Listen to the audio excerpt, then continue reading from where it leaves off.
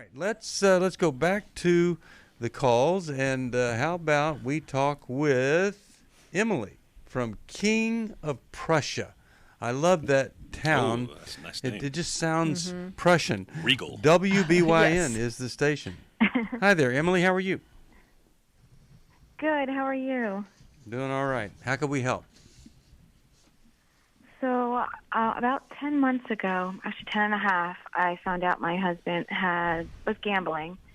And I thought it stopped at that point. And then about 3.5 months ago, I found out here it didn't stop at all.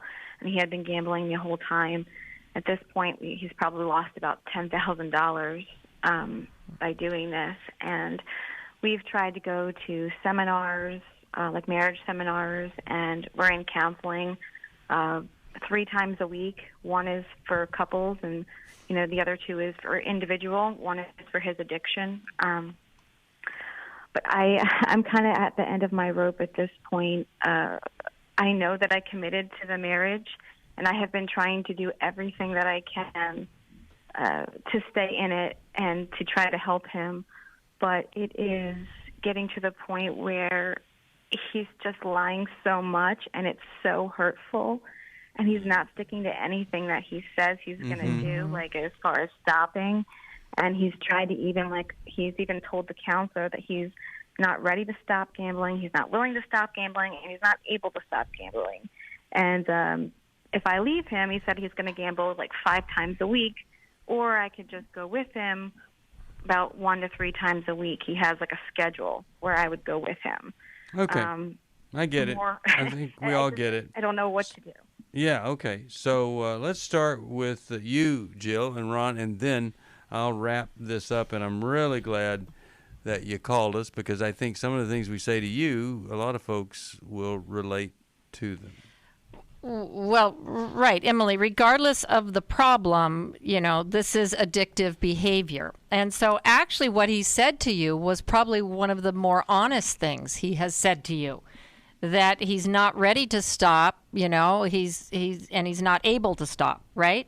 There's a lot of truth in that. And so, I'm glad that you guys have gotten into some counseling. What's happening in terms of getting him into like a 12-step program, something that deals specifically like Gamblers Anonymous? I actually took him to a GA meeting, and he went unwillingly, but then he wasn't willing to go back because then he realizes they want him to stop, and he doesn't want to stop. That's half of the problem. But no, here's the problem. You want him to stop. Yeah. See? And it doesn't matter. Oh, absolutely. It doesn't matter if he wants you to stop. He wants to stop. It should matter that you want him to stop, but it doesn't matter. See, so what does that say? Could say that he is kind of emotionally divorced you, but is still willing for you to cook, sew, take him to stuff, and go out of your way to make him a big source of fuss and trouble. Yeah, actually, I stay at home. I'm a stay-at-home mom, and I do all of his paperwork for his business. And I pretty much have supported everything that he does. Yeah, I'll tell you. Okay, let me just throw in what I think you ought to do. I think you need to go get an attorney. And I think you need to take over the finances to where he can't gamble away any more of the money. I'd do that. He has given me control. He has taken his name off of all the bank accounts. Okay. So he doesn't have access. The only access he has to the money is he's a contractor, so every day he's going to jobs and getting money. So anything moving forward, he obviously is taking that and gambling. But anything from the past, he did turn that over to me. Yeah. When you quit doing the books, he's not going to be much of a contractor anymore if you quit doing those books and all that stuff, right? Oh, he said he'll just do everything cash. Yeah. He sure knows how to push your buttons, doesn't he? He knows how to shut you down and control you and keep you there for him and his sickness. Wouldn't you think that's what he's doing? Oh, yeah, and he even turns it on me and says I'm the controlling one, and I'm like, no, not at all. It's actually, I'm trying to help us do the right thing, and I'm getting tired of it. It is not shocking. It's everything I do to help. Okay. We'll be back. Hi, we're back, and we're glad that you're with us. We are talking here, and I'm so glad that Emily has called us. Jill, Ron, what do you think here? I mean, this guy is pretty determined not to stop. He is. Well, go ahead. It comes down to, if you can't change him, how can you change you? Do you feel that you are dependent upon him financially because you're a stay-at-home mom and you don't have many options? Is that why you're struggling with this process? What do you think you can do for you because he's not seeming willing to change? Yeah, I mean, I know that obviously I'm a stay-at-home mom. I'd have to go get a job, and I'm okay with that. It would be hard, but I am okay with that. The hardest part for me is just feeling like this is actually my second marriage, and I waited around for a year to make sure. I'm like, I'm not going to date anybody unless we have the same values and the same morals, and we both are Christ followers, and we were. When I met him, 7 years ago, he was a worship leader in the church, a youth pastor. And I just don't know what happened. So it's just hard. It's like, do I hang in there and keep hoping that God will reach him, or am I just wasting my time? Because he's even said he's heard things on the radio to convict him, and then he goes right in the casino anyway. Because that's addiction, Emily. It takes hold of you. It overtakes you. So, yeah, he's hearing good things, but then it seduces him back in. So he's in a battle. I think, Emily, you have to take the steps, because if you say to yourself, this is not tolerable, this is not okay with me, but he's saying this is great for me, then you have to take some steps to make some changes, to change your life so that his disease, his addiction doesn't impact you. Right? So we take steps based on the reality of what is. At the same time, you continue praying for the miracle, right? That he'll hit bottom. And God often uses these steps when you start to have boundaries and say no to him. Yes. God often uses that to wake someone up. Because he's choosing the gambling, I'm going to hit it big, just one more time, next time. Yeah, it's like it's a thrill, it's a high, it's euphoria for him to be, in those situations. And so that is replacing every other emotion in life for him.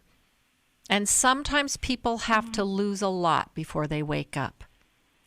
Yeah, and you need to draw those boundaries. Let him, at some point, this can't continue and our marriage is going to work. And build those boundaries, get yourself to be independent, and let him see you developing and growing, and that this behavior is not going to be acceptable. And he has to make a choice at some point. Right now, he doesn't have to. He still has you, he has the kids, he has the gambling, and it's all working for him to some degree. But at some point, you have to make him choose that this is disrespecting our marriage and our family and our faith. Now, he is committed to a lie, the lie of gambling, that, this could be a good thing, that he's entitled, all this kind of stuff, when it's actually the addiction that's controlling him. But I'm afraid you may be addicted or dependent or controlled by another lie. And you know what I'm thinking it might be, Emily? You might be thinking that the worst thing in the world that could happen is for you to have to admit you made another mistake when you got married again. I mean, for me, it's more about that I really do love him. And it's really hard to walk away from someone you love. Yeah. Well, we're not talking about walking away from someone you love. Nope. We're talking about doing painful things that might help him to change, right? Yeah. And so sometimes at this people point, think is it better that what's that? at this point, like if he's still gonna go, like I agreed to go with him 1 to 3 times a week. It like rotates. I don't even know if that was the right decision.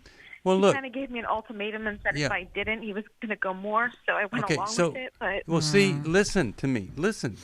Cry to listen. Kathy, you should be the one that's making the demand, not him. And you're so afraid of what he's going to do if you don't comply that compliance has become the ruler of your heart versus doing the right thing. Well, and you're trying to reason with an unreasonable person. Yeah. This is a person that his single focus is about his gambling. It's not about anything else. And you're trying to be reasonable and weigh things out and compromise. That is not his MO right now. And you need to see him as he is not well or not in his right mind. He's being just controlled. Like a drug addict would be, Yeah. or somebody that's a sex addict. You have to understand that his behavior is not normal as far as being reasonable with you, that everything he lives for is that big hit. Yep. And he's addicted to it. So you Yep. have to recognize I'm married to an addict, no matter what addict it is. And you have to start making decisions not to enable him, but to become the stronger partner that makes demands on him to make some transformational decisions. So Emily, you have to.